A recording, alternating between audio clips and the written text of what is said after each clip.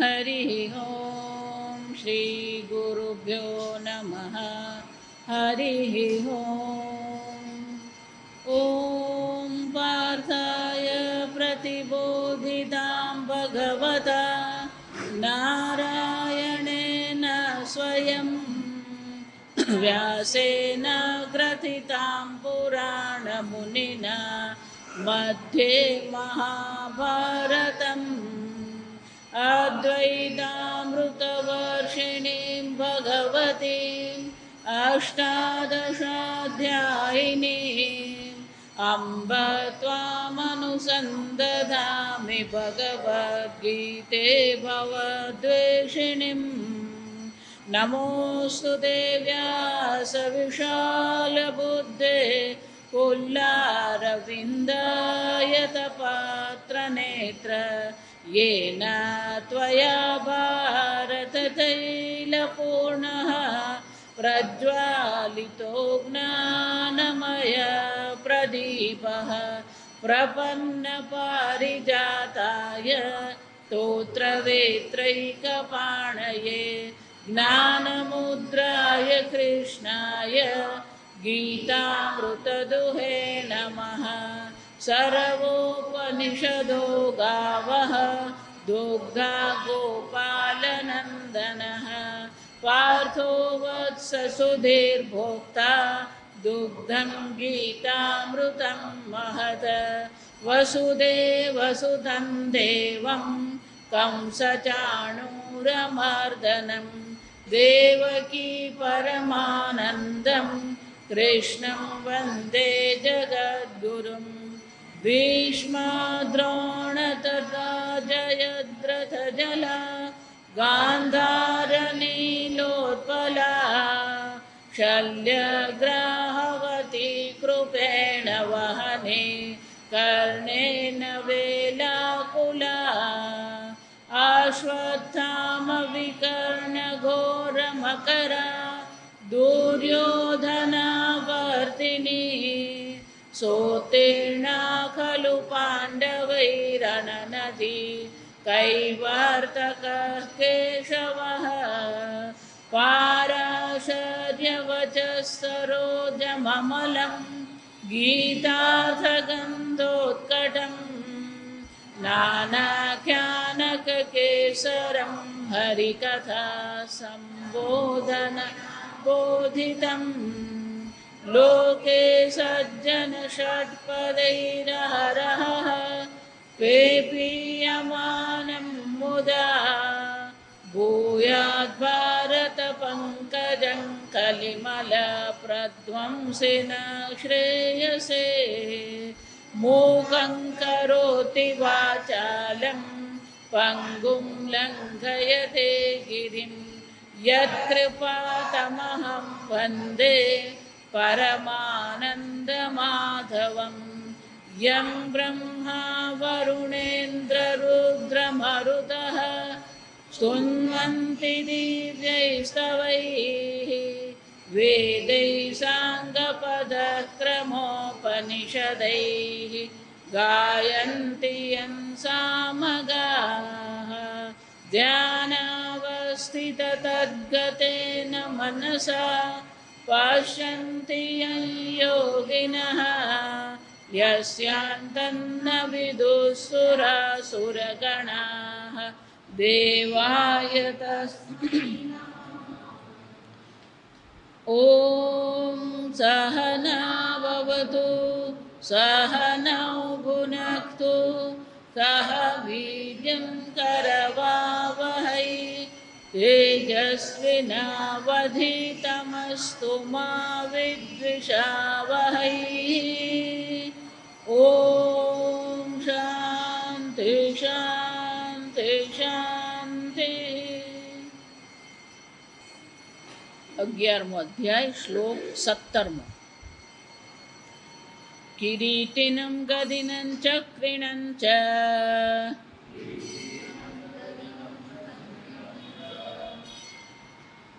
આપણે ઉચ્ચારણ શીખ્યા છે અનુસ્વાર બધે મ બોલવાનો નથી કિરીટિનં ગદિનં ચક્રિણં ચ કિરીટિनं ગદિनं ચક્રિણં ચ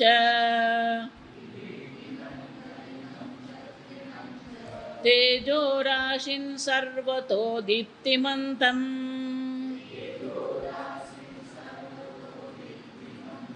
પશ્યામિ તાં દુર્નિરીક્ષ્યં સમંતાत् પશ્યામિ ત્વાં દુર્નિરીક્ષ્યં સમંતાत् દીપ્તાનલાર્કદ્યુતિમપ્રમેયम् ત્વમક્ષરં પરમં વેદિતવ્યम् ત્વમસ્ય વિશ્વસ્ય પરન્નિધાનम् ત્વમવ્યયઃ શાશ્વતધર્મગોપ્તા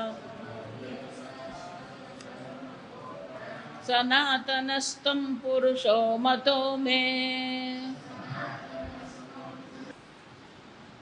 ભગવાનના વિશ્વરૂપના અર્જુન દર્શન કરી રહ્યો છે. પશ્યામી જોઉં છું.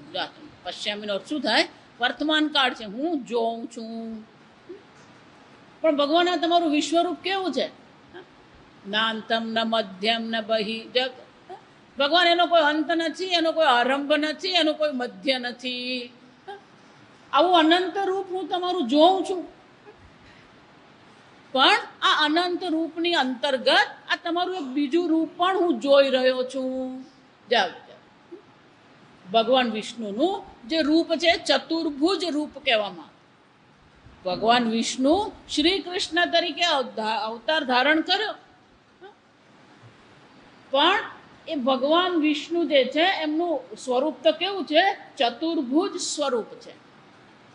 એટલે અર્જુન હવેના શ્લોકમાં કહી રહ્યો છે કે ભગવાન આ તમારું જે ચતુર્ભુજ સ્વરૂપ જે છે એ વિશ્વરૂપની અંતર્ગત આ ચતુર્ભુજ સ્વરૂપના પણ હું દર્શન કરી રહ્યો છું.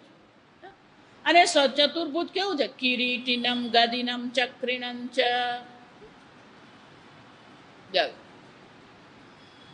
ચતુર્ભુજ વિષ્ણુના ચાર હાથમાં શું છે?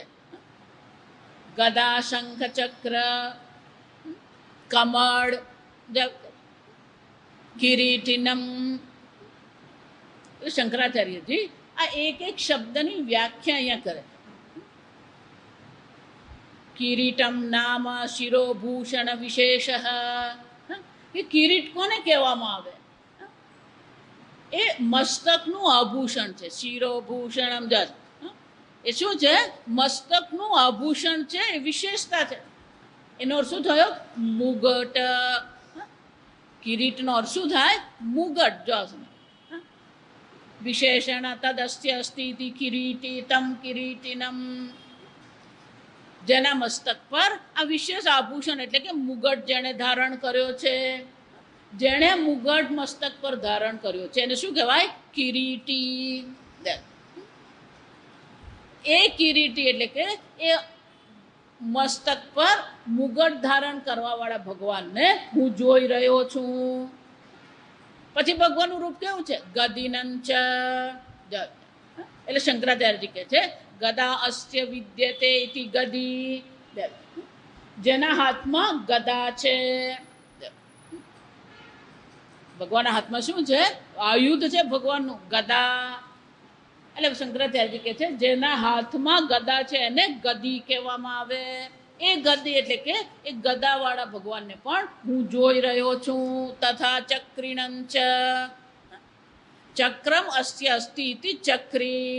કિરીટિનમ ગદિનં ચક્રિણં ચ. નામ ચક્રી થાય, જો સમજો. પણ પેલી બીજી વિભક્તિમાં ચક્રિણમ.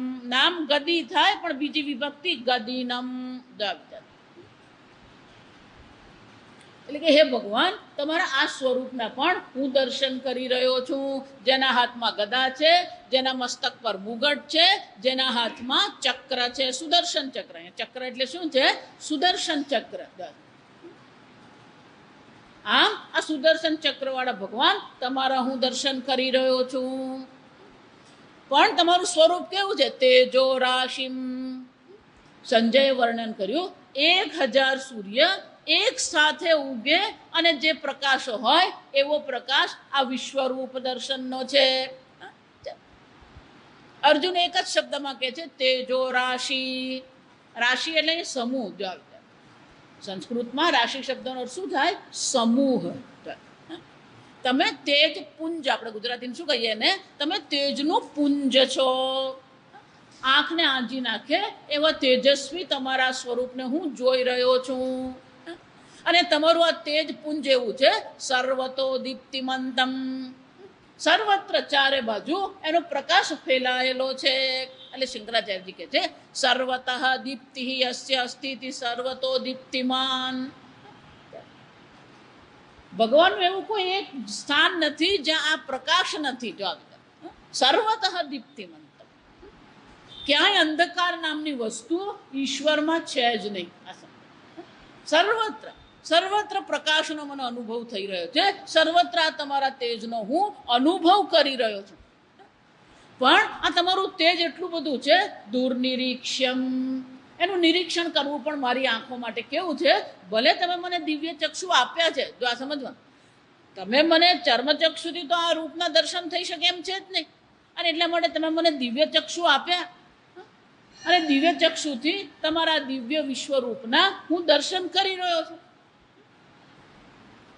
પણ દિવ્ય ચક્ષુ દ્વારા પણ આ સર્વત્ર જે પ્રકાશમાન તમારું જે વિશ્વરૂપ છે એ જોવું મારા માટે કેવું છે? દુર્નિરીક્ષ્યમ.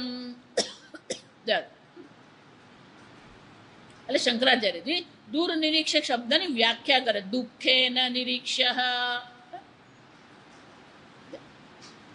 દુઃખેન નિરીક્ષણ શું થાય? મારી આંખમાં ભલે દિવ્ય ચક્ષુ છે પણ મારી આંખમાં શું થઈ રહ્યું છે? દુઃખ છે, એટલે કે પીડા થઈ રહી છે. જો આવી છે અત્યારે આ ગરમી ચાલે ને, સૂર્યની સામે તો આપણે જોઈ શકીએ એમ છે જ નહીં. આ સમજો.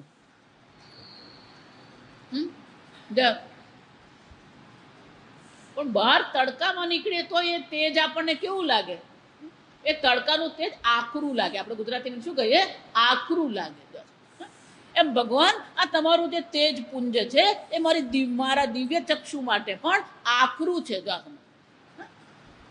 ખૂબ આકરું છે, દુર્નિરીક્ષ. આ જોવું પણ ભગવાન મારા માટે બહુ મુશ્કેલ છે, પીડા કરનારું છે મારી આંખને. દુર્નિરીક્ષ્યમ.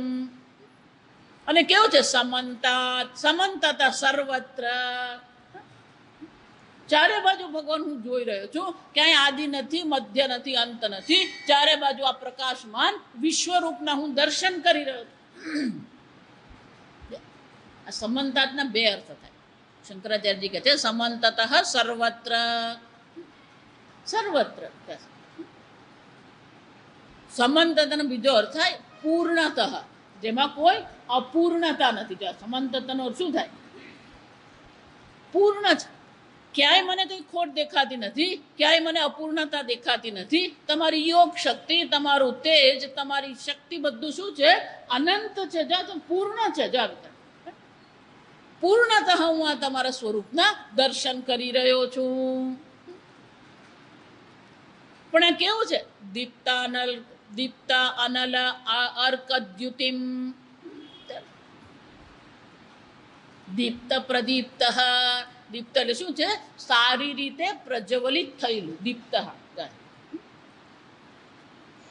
અનલ. અનલનો શું થાય? અગ્નિ. આપણે આગળ જોઈ ગયા, ત્રીજા અધ્યાયમાં આવ્યું. મહાનલ. આ કામ કેવો છે? મહાનલ. અગ્નિનું એક નામ છે અનલ. કે અનલ કોને કહેવાય? અલમ. સંસ્કૃતનો શબ્દ છે અલમ. અલમ એટલે બસ, પૂરતું, ઇનફ. અંગ્રેજીમાં શું કહીએ? ઇનફ. ના અલમ વિદ્યતે અસ્મિનિતિ અનલઃ. જે ક્યારેય બસ એવું કહેતો જ નથી. અગ્નિમાં ગમે એટલું લાકડું તમે નાખો, જો હમણાં જ હોળી ગઈ, હોળીમાં ભીનું સૂકું ગમે એટલું નાખો, બધું શું થઈ જાય? બળીને રાખ થઈ જ જાય. અગ્નિનો સ્વભાવ કેવો છે? એ ક્યારેય બસ એવું કહે જ નહીં. અનલઃ. આપણી બુદ્ધિ આવી જ છે, જો આ સમજજો. આપણી ઈચ્છા એ આવી જ છે. પેલું 5 મળે તો 25 જોઈએ, અને 25 મળે તો 100 જોઈએ. પેલું અલમ જેવું આપણા મનમાં છે જ નહીં, બસ છે જ નહીં આપણને.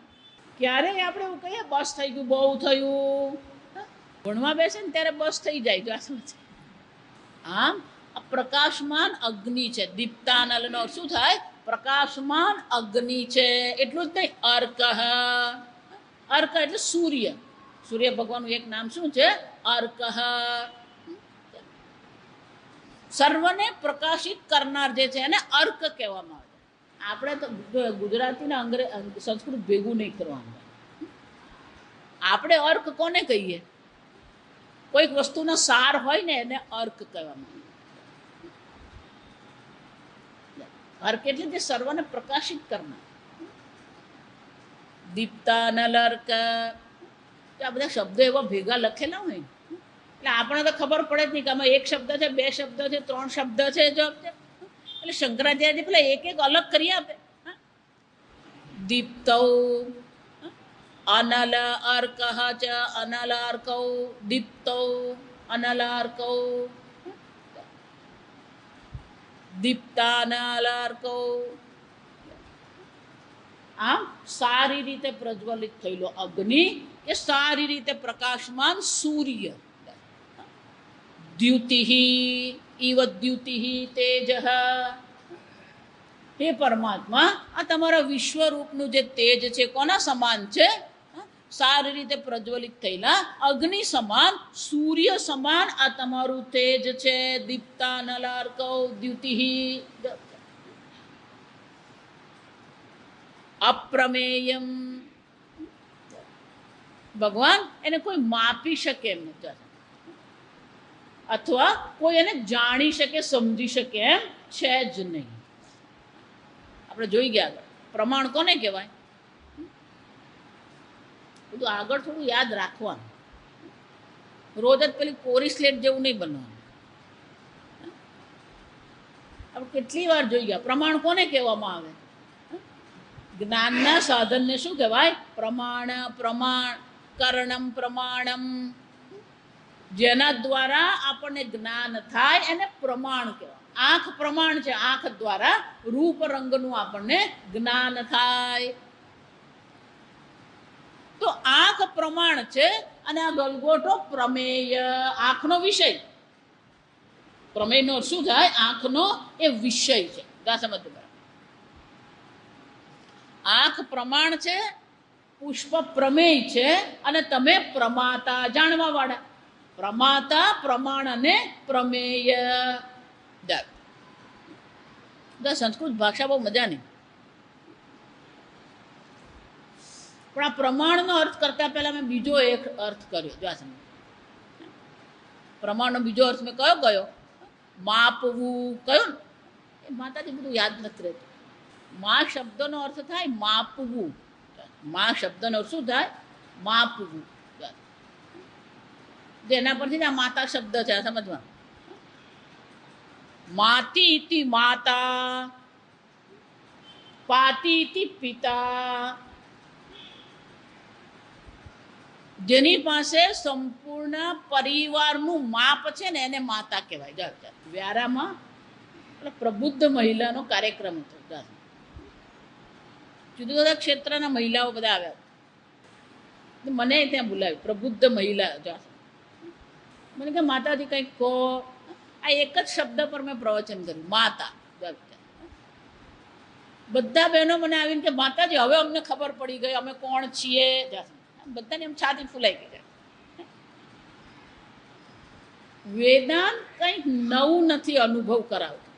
તમે જે અનુભવ કરો છો એને યોગ્ય દર્શન કરાવે, યોગ્ય દ્રષ્ટિ આપે. જો પહેલેથી કહી દે, વેદાંત એટલે કોઈ વિશેષ અનુભવ નથી. જો આ વિચાર, તમારા જ અનુભવનું યોગ્ય પ્રમાણથી શું કરવામાં આવે? એનું વિશ્લેષણ કરી આપવામાં આવે. સ્વામીજી પહેલેથી અમને કહેતા Vedanta is a vision. Vedanta એ શું છે? દ્રષ્ટિ છે. આપણી પાસે જીવન જીવવાની દ્રષ્ટિ જ નથી. જો સમજ, અનેક અનુભવોમાંથી આપણે પસાર થઈએ છીએ, પણ એ અનુભવની દ્રષ્ટિ આપણી પાસે, સમજ આપણી પાસે નથી. માતા માતી ઇતિ માતા, જેની પાસે માપ છે, માપવું. સવારના કોઈ પણ સ્ત્રી જાગે જો અને એ તૈયાર થાય એટલે એની પાસે બધાનું માપ છે. આને આટલી ચા જોઈએ, આને આટલી દવા આપવાની, આને આટલો નાસ્તો આપવાનો, આને આટલું દૂધ આપવાનું, આ બધાનું માપ કોની પાસે? બહેનો પાસે જ છે. જો સસરાને આટલી ચા આપવાની, તો સાસુને આટલી દવા આપવાની, આ બધાનું માપ કોની પાસે? એની પાસે જ. જો વિચાર, પછી એ ભોજન હોય, કપડાં હોય, ઊંઘ હોય, કોઈ પણ વસ્તુ જો વિચારજો, કસરત હોય, કસરત પણ કેટલી કરવી એને જ ખબર હોય. જો દીકરા આ વધારે નહીં કરવાનું, એને ખબર છે એ કેટલી કસરત કરી શકે, એને ખબર છે એને કેટલા ઊંઘની જરૂર છે. ખાલી ભોજન જ નહીં, જો સમજો માપવું એટલે આપણને તો ભોજન સિવાય કશું દેખાય નહીં, તકલીફ જ આપણી આ છે. ભોજન જ નહીં, ઊંઘ કોને કહેવાય, વસ્ત્ર કોને કહેવાય, કોને કેવા વસ્ત્ર સારા પડે એ પણ પેલીને જ ખબર હોય. જો અમારે ત્યાં એક ભાઈ છે, ડૉક્ટર છે, જો બહુ મોટા ડૉક્ટર, એને કપડામાં કંઈ ખબર પડે જ નહીં. જો વિચાર, રોજ પેલી એ પેલા કપડાં કાઢીને એને મૂક્યા ને, એની પત્ની ડૉક્ટર જ છે. જો ભૂલે ચૂકે જો પેલી ઓપરેશનમાં હોય અને એમણે જાતે જો કપડાં કાઢીને પહેરવાના હોય ને, જા સમજ પેલી એ કપડાં બદલાવા જ પડે. એમાં એની બુદ્ધિ ચાલે જ નહીં. જો સમજ કોની પાસે આ માપ છે? માતી ઇતિ માતા, માપ છે આપણી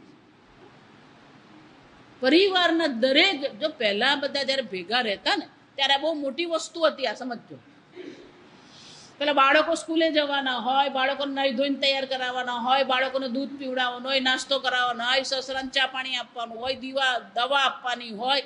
હા વિચાર, બધું જ એક સાથે જ એને કરવાનું હોય. જો એક કલાકનો એવો ગાળો હોય, એમાં એને શું કરવાનું હોય? એ બધું જ કરવાનું હોય.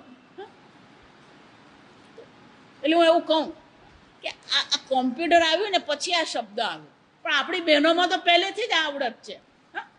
જો શબ્દ કહીને પછી ખબર પડશે, એને મલ્ટીટાસ્કિંગ કહેવાય. પણ આપણી બહેનો તો પહેલેથી જ શું છે? મલ્ટીટાસ્કિંગ જ છે. જે પતિને કહેવાનું છે સસરાને નહીં કહે, અને જે સસરાને કહેવાનું છે સાસુને નહીં કહે, ને જે સાસુને કહેવાનું છે છોકરાને નહીં કહે. જો આ સમજો, ક્યારે એવું થાય? બોલાઈ જાય નહીં. જે પતિ સાથે કહેવાનું એ પતિને જ કહેવાનું હોય, જે સસરાને કહેવાનું એ સસરાને જ કહેવાનું હોય. જો અને સસરાનો નાસ્તો છોકરાને આપી દે, છોકરાનો નાસ્તો આ ગડબડ નહીં થાય. જો સમજ, મલ્ટીટાસ્કિંગ કહેવાય. We have to recognise our own power. આ સમજ, આપણી પાસે શું શક્તિ છે ને એ આપણે જ ઓળખવી પડે. જ્યાં સુધી આપણે આપણી અંદર પડેલી શક્તિ નહીં ઓળખીએ ને ત્યાં સુધી આપણને આપણે જે કરી રહ્યા છે ને એના પ્રત્યે ગૌરવ નહીં થાય. આ વિચાર, જો વિચાર, આ વલસાડ તમારું બહુ નાનું છે ને બહુ શાંત છે. મોટા મોટા શહેરોમાં જઈએ ને તો ત્યાં એવું એક લોકોના મનમાં એવો એક ભાવ આવી ગયો કે જો પેલી નોકરી નહીં કરતી હોય ને તો શું કે એ કંઈ કરતી જ નથી, કંઈ નથી કરતી. જો એક પતિ પત્ની ક્યાંક ગયા, જો સાંભળ, એ પેલા મિત્રને બધા ભેગા થયા, વાતો કરતા હતા. પેલા પતિને એક આદત, જો આ સમજ, અમારે તો એને કંઈ કરવાનું હોય જ નહીં. આનો સ્ટાન્ડર્ડ વાક્ય જો આ મોટા મોટાના પુરુષોના સ્ટાન્ડર્ડ, એને અમારે કંઈ કરવાનું હોય જ નહીં. પેલી બિચારી જ્યાં જાય ત્યાં વાક્ય સાંભળશે, એને બહુ કંઈ કરવાનું નહીં, એને ઘર ચલાવવાનું.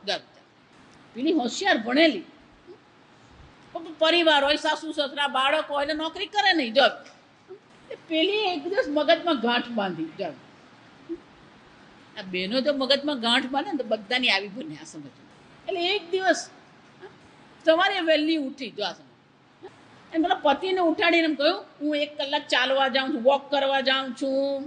પેલી નીકળી ગઈ. જો આ સમજ, કે ના પણ તું કેમ જવાની? કે મારે કે હું તો કંઈ કરતી જ નથી ને આ ચાલવા ચાલી. જા સમજ, એનું જ વાક્ય. જા, હું તો કંઈ કરતી જ નથી, મારે કંઈ કરવાનું જ નથી ને, કે હું તો કંઈ કરતી જ નથી ને એટલે હું શું કરું? હું આ ચાલવા જાઉં.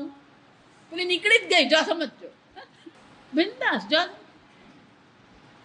જ્યાં સુધી બહેનો કોઈ કડક પગલાં લે નહીં ત્યાં સુધી એને અંગ્રેજીમાં બહુ સરસ શબ્દ ટેકન ફોર ગ્રાન્ટેડ. જા સમજો, પેલી કલાક પછી આવીને બધા આરામથી બેઠેલા છો. મમ્મી કાં ગયેલી? કેમ? કોઈને સૂઝે નહીં સવાર કરવું શું જાય. સવારનો 1 કલાક છે ને એ જ મહત્વનો. આ સમજો, સવારનો જો 1 કલાક બરાબર થાય ને તો બાકીનો દિવસ પણ શું થવાનો? એ બરાબર જ જાય. પણ સવારનો જો 1 કલાક બગડ્યો ને તો આખા પરિવારનો કલાક શું થવાનો? એ 24 કલાક બગડે. જો વિચારજો. માતી તિ માતા એ શબ્દ કયો છે? અપ્રમેયમ. પ્રમેય, પ્રમેય એટલે કે જે વિષય છે. એટલે શાસ્ત્ર બહુ સરસ કે આંખ જ્યારે આ ગલગોટાને, જો બરાબર સાંભળજો, આંખ જ્યારે આ ગલગોટાને વિષય બનાવે ત્યારે શું થાય છે? પરિચ્છિદ્યતે. આંખ આ ગલગોટાને માપે છે. માપે કે નહીં? આ ગલગોટો કેવડો છે? જો વિચારો. કાન પણ શબ્દને શું કરે છે? માપે કે નહીં માપે? કેટલો અવાજ છે, એની તીવ્રતા કેટલી છે, એનું વોલ્યુમ કેટલું છે, શું કરે છે? સ્વાદ પણ શું કરે? જીભ શું કરે છે? એ રસને માપે જ છે. કેટલું તીખું છે, કેટલું ખારું છે. સમજાય છે હવે? પ્રમેય શબ્દ પરિચ્છિદ આટલું જ એને બનાવે. જો વિચાર. ગંધ, ગંધ પણ શું થાય? માપીએ જ છે આપણે. શબ્દ, સ્પર્શ, રૂપ, રસ, ગંધ, આ 5 વિષયોને આપણે આ 5 ઇન્દ્રિયો દ્વારા શું કરીએ છીએ? માપીએ છીએ, જાણીએ છીએ. જાણવાનો શું થાય? માપીએ છીએ. એની તીવ્રતા કેટલી છે. પણ આ ભગવાનનું વિશ્વરૂપ કેવું છે? અનંત છે. ભલે ભગવાન તમે મને દિવ્ય ચક્ષુ આપ્યા, પણ તમારું વિશ્વરૂપ અનંત રૂપ છે, સર્વત્ર છે, એનો આદિ મધ્ય અંત નથી. એટલે હું એને માપી શકતો નથી. અપ્રમેયમ. સમજાય છે હવે? હું એને કોઈ રીતે આટલું જ છે હું કહી શકતો જ નથી. તમે કોઈનું શરીર જુઓ તો તમે શું જુઓ? આ શરીર આવડું જ છે, માપ છે. જો તો કે ભગવાનનું દિવ્ય ચક્ષુ દ્વારા આ તમારા વિશ્વરૂપના હું દર્શન કરું છું, પણ એનો હું માપી શકતો નથી. એનું હું માપ કહી શકતો નથી. આ આવડું જ છે, આટલું જ છે. જો આ વિચાર. અપ્રમેયમ. સંપૂર્ણ જગતને હું આ માપ કરી શકું છું. અને તમે મને દિવ્ય ચક્ષુ આપ્યા છે. દિવ્ય ચક્ષુ દ્વારા પણ હું તમારા વિશ્વરૂપના દર્શન કરી શકું છું, પણ એને માપી શકું એમ નથી. અપ્રમેયમ. જો વિચાર. ન પ્રમેયમ અપ્રમેયમ. જો મેં સમજાવ્યું ને એ જ શબ્દ શંકર. અશક્ય પરિચ્છેદ્યમ. સમજાઈ ગયો? એને માપવું, એને પરિચ્છેદ કરવું શક્ય નથી. અશક્ય પરિચ્છેદ્યમ. ભગવાન આ તમારું વિશ્વરૂપ અનંત સમંતા સર્વત્ર છે, પૂર્ણ છે, પણ હું એનો તાગ લગાવી શકું છું. ગુજરાતીમાં શબ્દ સરસ છે.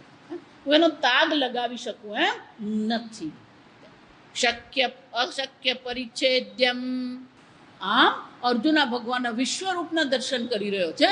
એને સમજાઈ ગયું કે ભલે મને દિવ્ય ચક્ષુ આપ્યા હોય છતાં પણ હું આ વિશ્વરૂપને આવડું છે, આટલું છે, આવું છે એવું હું કહી શકતો નથી. અશક્ય પરિચ્છેદ. પણ આવું સ્વરૂપ જો આ સમજો બરાબર. હવે આ શરીર જે છે, તમને જે આ શરીર આપવામાં આવ્યું છે, એ શરીરમાં તમે રહો છો. તો તમે શરીરમાં રહેવા વાળા કે તમે શરીર? વાસાંસી જીર્ણાની યથા વિહાય નવાનિ ગૃહ્ણાતિ નરો પરાણી. શરીરમાં જન્મ તમારો થયો, તમે અહીંયા આવ્યા, આ શરીરનો જન્મ થયો. આ શરીર છૂટી જશે પછી શું થશે? પેલું બીજું નવું શરીર ધારણ કરીએ. ભગવાન આ તમારા વિશ્વરૂપના હું દર્શન કરું છું. જો આગળ આપણે જોઈ ગયા પહેલે દિવસે. પણ ભગવાનનું વિશ્વરૂપ એ ભગવાન સ્વયં છે. વિશ્વરૂપ તો ભગવાનનું શું છે? સ્થૂળ શરીર છે. જો વિચાર. આ વિશ્વરૂપ તો ભગવાનનું શું છે?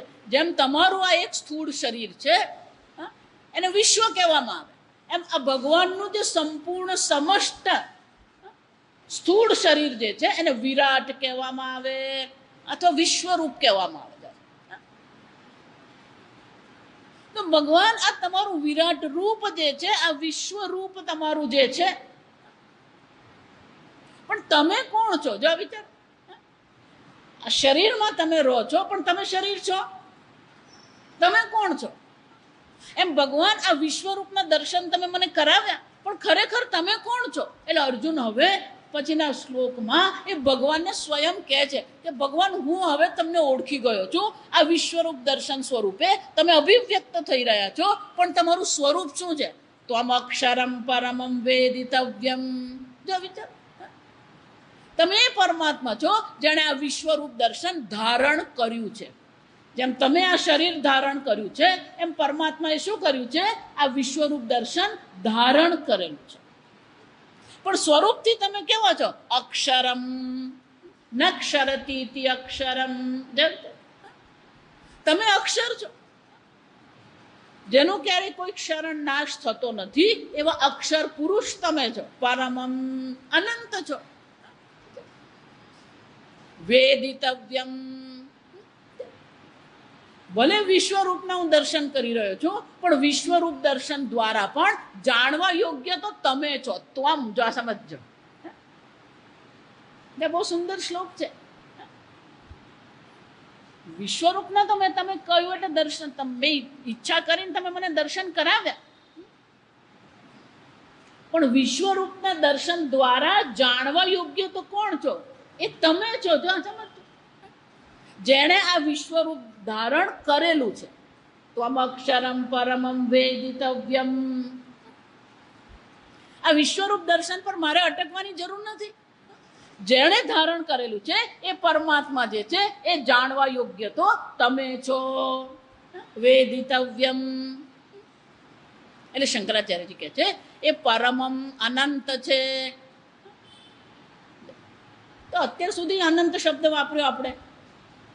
સમંતા બધે શું કર્યું આપણે? વિશ્વરૂપમ અનંત રૂપમ આપણે જોઈ ગયા. જો સમજો બરાબર. અહીંયા આ ફરીથી પેલો પરમમ શબ્દ, આગળ પરમ શબ્દ આવ્યો ત્યારે આપણે કહ્યું નિરતિશય. પણ અહીંયા જ્યારે ભગવાનના સ્વરૂપની આપણે ચર્ચા કરી રહ્યા છે ત્યારે પરમ શબ્દનો શું થાય? શંકરાચાર્ય કહે છે પરમમ બ્રહ્મ. તમારું સ્વરૂપ તો શું છે? એ બ્રહ્મ એ તમારું સ્વરૂપ છે, જે દેશ કાળ વસ્તુ અપરિછિન્ન. તમે એ પરમ બ્રહ્મ સ્વરૂપ છો, જે જાણવા યોગ્ય છે. એટલે શંકરાચાર્યજી કહે છે વેદિતવ્ય જ્ઞાતવ્ય. વિદ ધાતુ છે જેનો અર્થ થાય જાણવું, એના પછી વિદ્યા શબ્દ આવે, પણ એના માટે બીજો શબ્દ છે જ્ઞાનમ. એટલે શંકરાચાર્ય ખાલી ધાતુ બદલે છે. વેદિતવ્ય જ્ઞાતવ્ય. હે પરમાત્મા, આ વિશ્વરૂપના મેં દર્શન તો કર્યા, પણ ખરેખર જાણવા યોગ્ય તો શું છે? આ તમારું જે બ્રહ્મ સ્વરૂપ છે એ ખરેખર જાણવા યોગ્ય છે. કોના દ્વારા? મુમુક્ષુભિ. મુમુક્ષુએ આ વિશ્વરૂપ દર્શન પર અટકવાની જરૂર નથી. એણે તો શું કરવાનું છે? એ વિશ્વરૂપ દર્શન જેણે ધારણ કર્યું છે એ પરમાત્મા જે પરબ્રહ્મ સ્વરૂપ જે છે એને જાણવા જોઈએ. જો એટલે જ આગળ કહી ગઈ, એક આખી ઇન્ટરનેશનલ સંસ્થા ચાલે. જો એ લોકો એમ જ માને છે કે વિશ્વરૂપ દર્શન કરવા એ બ્રહ્મ જ્ઞાન છે. જો વિશ્વરૂપ દર્શન કરવા બ્રહ્મ જ્ઞાન હોય તો અર્જુને આ શ્લોક બોલવો જ નહીં પડે. આ સમજો. ત્વમ અક્ષરમ પરમમ વેદિતવ્યમ. પણ આ વિશ્વરૂપના દર્શન કરીને લોકો અટકી જાય છે, ત્યાં જ એને પૂરતું માની લે છે. પણ જે મુમુક્ષુ છે એ ત્યાં અટકતો નથી. જેમ તમારું આ સ્થૂળ શરીર છે, તમારું સૂક્ષ્મ શરીર છે, તમારું કારણ શરીર છે. તત્વબોધ યાદ રાખવાનું. પંચીકૃત પંચમહાભૂતમાંથી બનેલું આ સ્થૂળ શરીર છે. અપંચીકૃત પંચમહાભૂતમાંથી બનેલું જે શરીર છે, સપ્ત કલાભિ, એની 17 કળાઓ છે. સપ્તદશ કલા. જ 5 જ્ઞાનેન્દ્રિય, 5 કર્મેન્દ્રિય, 5 પ્રાણ, મન અને બુદ્ધિ. એ સૂક્ષ્મ શરીર, આપણે એને શું કહીએ? સૂક્ષ્મ શરીર છે. આ સ્થૂળ શરીર છે એવું સૂક્ષ્મ શરીર. અને સ્થૂળ અને સૂક્ષ્મનું જે કારણ છે, જે અવિદ્યામય છે, એને કારણ શરીર કહેવાય. તો હે પરમાત્મા, આ વિશ્વરૂપ તો તમારું સ્થૂળ સ્વરૂપ છે. વિરાટ પરમાત્મા, જેને બ્રહ્માંડ આપણે જે કહીએ, એ બ્રહ્માંડ તો પરમાત્માનું શું છે? વિરાટ સ્વરૂપ છે. એ જ પરમાત્માનું જે સૂક્ષ્મ સ્વરૂપ છે એને હિરણ્ય ગર્ભ બ્રહ્માજી. અને જે કારણ જે છે પરબ્રહ્મ ઈશ્વર સર્વનું શું છે? જે કારણ છે. આમ હે પરમાત્મા, ભલે હું વિશ્વરૂપના દિવ્ય ચક્ષુથી દર્શન કરું છું, પણ ખરેખર તમારું જે જાણવા યોગ્ય સ્વરૂપ જે છે કયું છે? પરમ બ્રહ્મ વેદિતવ્યમ. પણ કે એ પરબ્રહ્મમાં રુચિ કેટલા ને? તો વર્ષો પહેલા અમે વૃંદાવન જતા. સુરત સ્વામી પ્રત્યેક બુધાનંદી છે, એમનું વૃંદાવન, એમની પાસે હું ભણતી ને ત્યારે વૃંદાવન અમને લઈ જતા, અખંડાનંદજી મહારાજ પાસે. તમે વૃંદાવન, ઋષિકેશ, હરિદ્વાર જાઓ ને, આશ્રમ પણ છે, અને એવા કેટલાય સાધકો જે લોકો આશ્રમ નથી બને, એક રૂમ રાખીને રહેતા હોય, અને આશ્રમમાં ભણવા આવે અને પોતા આશ્રમમાં ભોજન કરે, પણ પોતાની રીતે સ્વતંત્ર રીતે રહેતા હોય. તો વૃંદાવનમાં પણ એવા ઘણા બધા ભક્તો ને સાધકો રે એકલા. એટલે મહારાજશ્રી જ્યારે જ્યારે પણ વૃંદાવન હોય ને, ત્યાં આવા બધા સાધકો પણ એમની પાસે સત્સંગ કરવા આવતા. એમાં એક સાધક હતા, એક સાધુ મહારાજ, બહુ વર્ષોથી વૃંદાવનમાં રહે. ભજન કીર્તન કરવું, પૂજા પાઠ કરવી, ધ્યાન કરવું, એટલે ભાગવતમાં ચર્ચા ચાલતી. ચર્ચામાંથી નીકળ્યું પેલો વિશ્વામિત્ર. વિશ્વામિત્રની કથા તો ખબર ને? વિશ્વામિત્ર પાણીમાં બેસીને શું કરતા હતા? તપશ્ચર્યા કરતા હતા. અને એમની તપશ્ચર્યાનું બળ એટલું બધું વધી ગયું, ઇન્દ્રને આવી ઈર્ષ્યા. એટલે ઇન્દ્રએ કોને મોકલી? મેનકાને. એટલે પેલો સત્સંગ પૂરો થયો તો આ કથા આખી ખબર, મારે કથા કહેવાની જરૂર નથી. એટલે પેલા સાધુ મહારાજ કે મહારાજ પહેલે કોઈ તપશ્ચર્યા કરતા હતા તો એ મેનકા ઉર્વશી આતી થી. જો અર્જુને પણ જ્યારે તપશ્ચર્યા કરી તો ઉર્વશી ત્યાં આવી જાત. આજકાલ તો કોઈ ये मेनका उर्वशी आती नहीं है. महाराज से बोलवान बहुत कड़वू जा. जो गधे से प्रसन्न हो जाता है उसके लिए उर्वशी मेनका की क्या जरूरत. નાની નાની સિદ્ધિમાં પણ બધા મહાત્માઓ શું થઈ જાય છે? અટવાઈ જાય. બે આશ્રમ બને ને એટલે પેલાના મનમાં એમ જ આવી જાય, હું બહુ મોટો મહાત્મા. તમારી ઓળખાણ આશ્રમથી કે જ્ઞાનથી? આશ્રમ બની ગયો એટલે મહાત્મા કહેવાય. આપણા માપદંડ શું છે? જો એટલે મેં ઋષિકેશમાં એવા એવા સાધુ મહાત્માઓ, ઋષિકેશ હરિદ્વાર એકલા જ રહે, કોઈ આશ્રમ બનાવ્યો જ નથી. એટલે મહારાજશ્રી કે નાની નાની સિદ્ધિમાં જ લોકો શું થાય? આ લોકની સિદ્ધિમાં જ જ્યારે ફસાઈ જતો હોય તો પછી પરલોકની ઉર્વશીને મોકલવાની તો જરૂર પડે જ નહીં. જો વિચાર, અનેક સિદ્ધિઓ છે, માણસ પેલો સિદ્ધિમાં શું થઈ જાય? અટવાઈ જ જાય. એમાં વિશ્વરૂપના દર્શન છે, પણ અર્જુન એની બુદ્ધિને વિશ્વરૂપ દર્શન પર અટકાવતો નથી. ત્વમ અક્ષરમ પરમમ વેદિતવ્યમ. હે ભગવાન, આ તમારું વિશ્વરૂપ દર્શન છે, પણ તમે કોણ છો? પરમ બ્રહ્મ વેદિતવ્યમ. ખરેખર તો તમે આ પરબ્રહ્મ સ્વરૂપે જાણવા યોગ્ય છો. તો કે પરબ્રહ્મમાં રુચિ કેટલા? એટલે શંકરાચાર્ય શબ્દ વાપરે છે મુમુક્ષુભિ. બોલો, સંસારી તો વિશ્વરૂપ દર્શનમાં જ અટવાયેલો છે, પણ જે મુમુક્ષુ છે, જેને આ સંસારમાંથી મોક્ષની ઈચ્છા છે, એને માટે તમે આ જાણવા યોગ્ય પરબ્રહ્મ છો. બાકી તો લોકો અહીંયા જ અટવાતા ફરે. મુમુક્ષુભિ જ્ઞાતવ્યમ ત્વમ અસ્ય વિશ્વસ્ય સમસ્તસ્ય જગતઃ પ્રકૃષ્ટમ નિધાનમ. નિધાનમ એટલે આશ્રય. નિધાનનો અર્થ શું થાય? આશ્રય. આ સંપૂર્ણ જગત જે છે એનો આશ્રય કોણ છે? તમે છો. જો આ વિચાર. પછી વિશ્વરૂપ દર્શન હોય, હિરણ્ય ગર્ભ હોય, આ બધાનો આશ્રય કોણ છે? કોઈ પણ પરિવર્તનશીલ વસ્તુ હોય એનો આશ્રય કેવો હોવો જોઈએ? જો એ પરિવર્તનશીલ છે તો અપરિવર્તનશીલ એનું શું હોવું જોઈએ? આશ્રય હોવો જ જોઈએ. જો એને માટે સીધું દ્રષ્ટાંત એક જ છે. પેલી ટ્રેન દોડી રહી છે, પણ ટ્રેન ક્યારે દોડે? પાટાએ દોડવા માંડે ચાલે જ ને. સ્થિર પાટા છે તો શું થઈ શકે?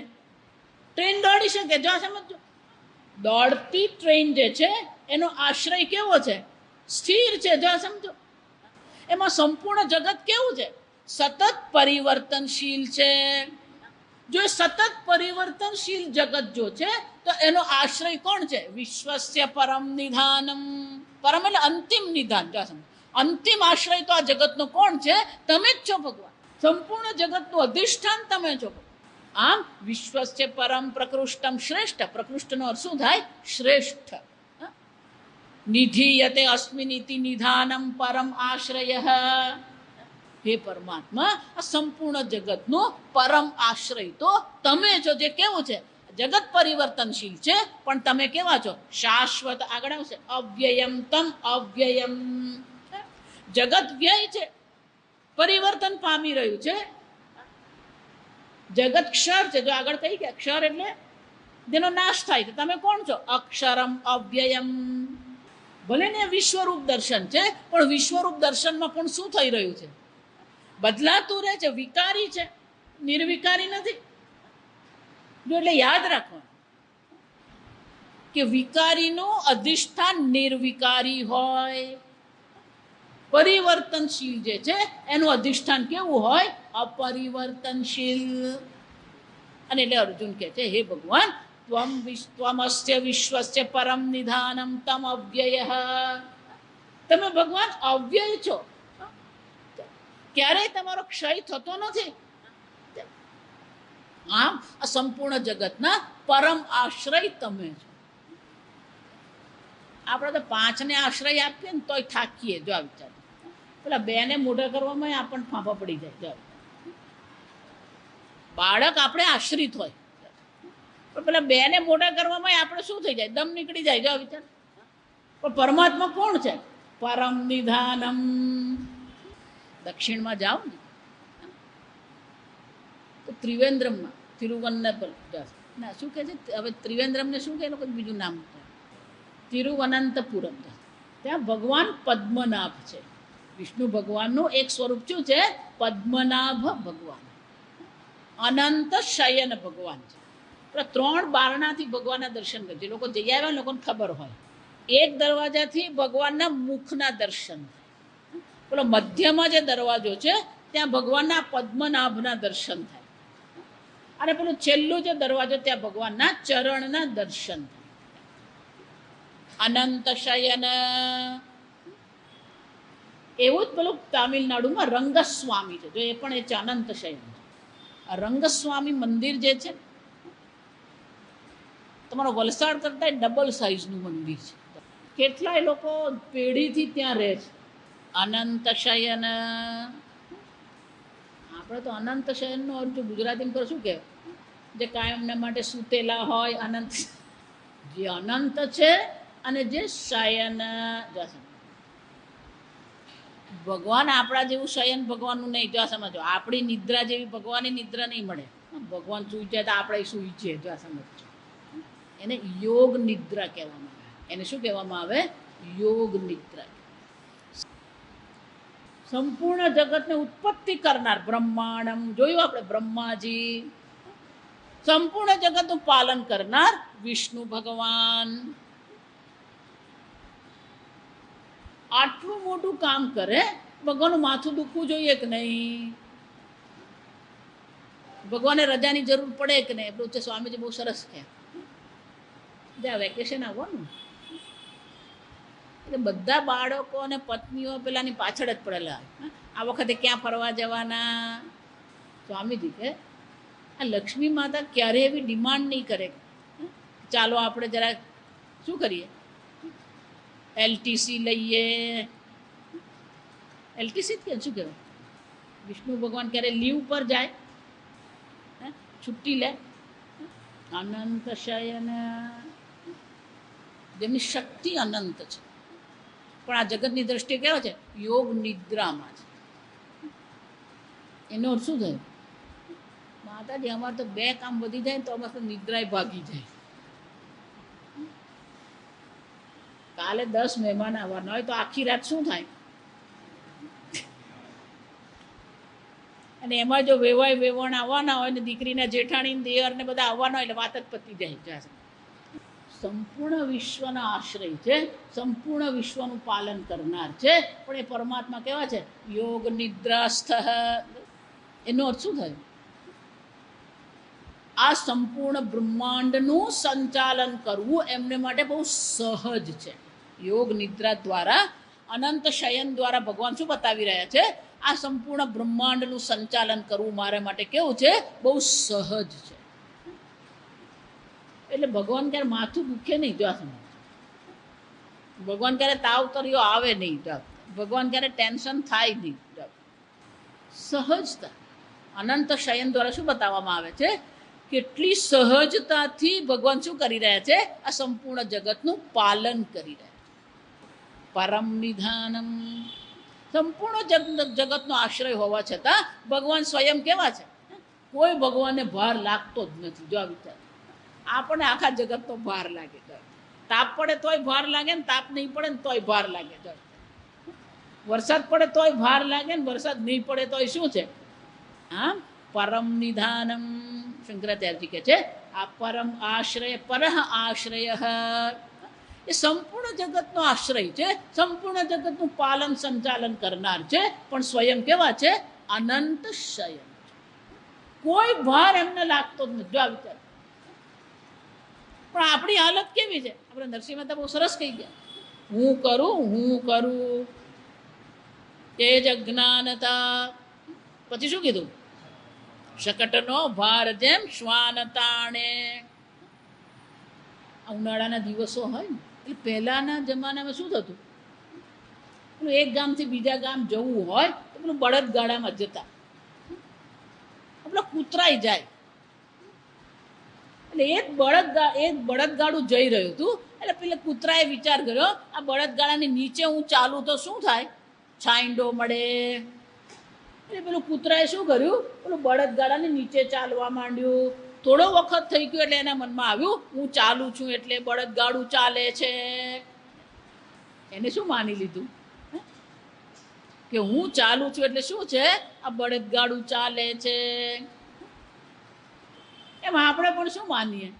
મારા વગર કશું થાય જ નહીં. જો આ સમજ. તમને જ્યારે એમ લાગે ને કે મારા વગર નહીં થાય, 5 દિવસ બહાર નીકળી જાઓ, કંઈ નહીં તો સાપુતારા જઈને બેસી જાઓ, અને એમાં કયા વગર જ જતું રહેવાનું. જા સમજ. કોઈ ભૂખોય નહીં રહે. જા સમજ. એ સવારે ઉઠીને ચાય પીવાનો, કોઈ તમારા વગર કોઈ દુઃખી થતું જ નથી. જા સમજ. આપણે માનીને બેઠા મારા વગર શું થશે? શકટનો ભાર જેમ શ્વાન તાણે. આપણા બાપ દાદા ગયા ને આપણે શું થવાના? દાદી બહુ સરસ કહેતા, કોઈ અમરપટો લખાવીને આવ્યું નથી. આમ પરમ નિધાનમ. ભગવાન તમે તો કોણ છો? એ પરમ આશ્રય છો. આગળ આપણે આવતીકાલે આપણો છેલ્લો દિવસ. ઓમ સ્વસ્તિ પ્રજાભ્ય પરિપાલયંતામ ન્યાયેન માર્ગેણ મહી મહેશાઃ ગોબ્રાહ્મણેભ્ય શુભમસ્તુ નિત્યં લોકા સમસ્તા સુખિનો ભવન્તુ કાલે વર્ષતુ પર્જન્યઃ પૃથ્વી સસ્યશાલિની દેશોऽયં ક્ષોભરહિતઃ બ્રાહ્મણા સંતુ નિર્ભયાઃ ઓમ સર્વેષાં સ્વસ્તિર્ભવતુ સર્વેષાં શાંતિર્ભવતુ સર્વેષાં પૂર્ણં ભવતુ સર્વેષાં મંગલં ભવતુ સર્વે ભવન્તુ સુખિનઃ સર્વે સંતુ નિરામયાઃ સર્વે ભદ્રાણિ પશ્યन्तુ મા કશ્ચિદ દુઃખભાગ ભવેत् असतो मा सद्गमय तमसो मा ज्योतिर्गमय मृत्योर्मा अमृतंगमय ओम पूर्णमदः पूर्णमिदं पूर्णात् पूर्णमुदच्यते पूर्णस्य पूर्णमादाय पूर्णमेवावशिष्यते